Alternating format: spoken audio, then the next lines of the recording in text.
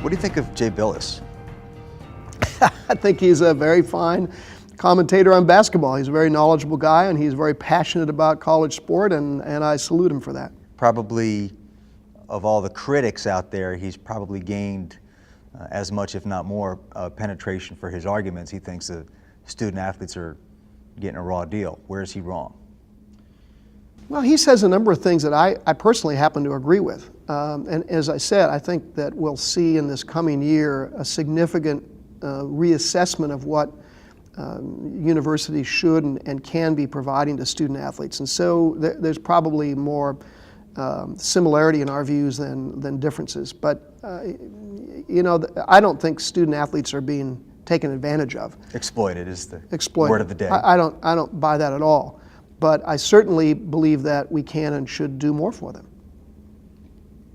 There was a situation where Jay was able to point out that you're saying to me, well, we don't use likenesses and sell likenesses of specific student athletes, and lo and behold, on your own database on the NCAA's website, that's basically what was happening, because you could put in the name of an athlete, college athlete, and his jersey would come up. What happened there, and why make the change to take that out?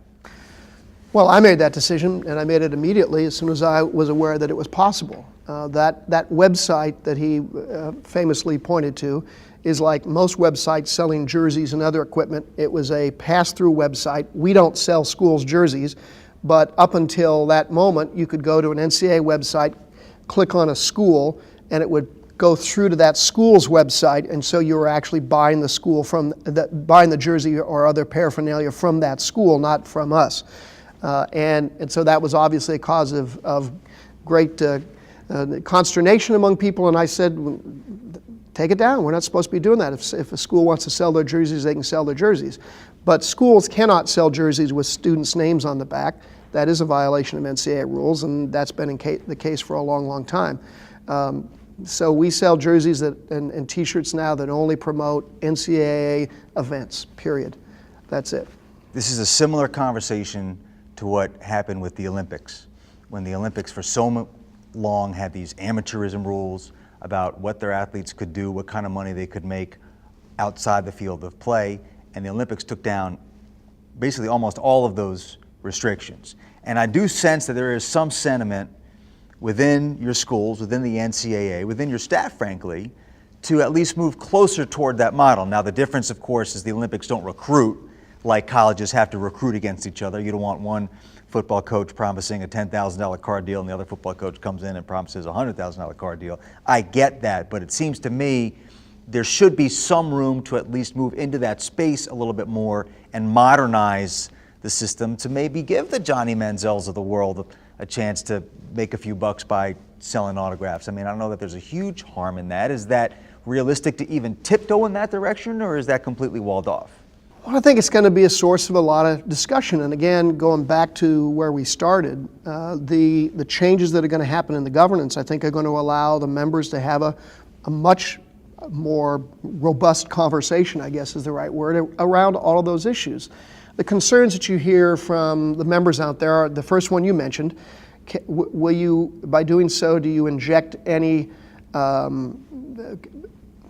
misbehavior around recruitment and a variety of other things that could occur where school X, as you say, is promising this for an endorsement deal and school Y is promising that?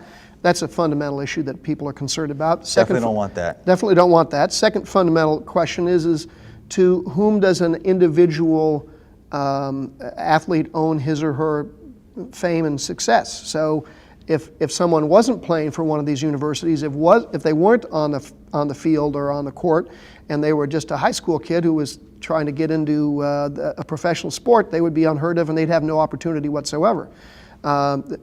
If they didn't have a great left tackle, they might not be as great a quarterback. If they didn't have great receivers, they may not be as good at that. If they didn't have a great coach, they might not be as good as they are. So how would you, under that model, allocate resources? Is it just, one individual, or is there a model that says, we'll take those resources and we'll find a way to support all of the players on that team or all of the student athletes, or how do you make that work? I think there's certainly a willingness to think about that.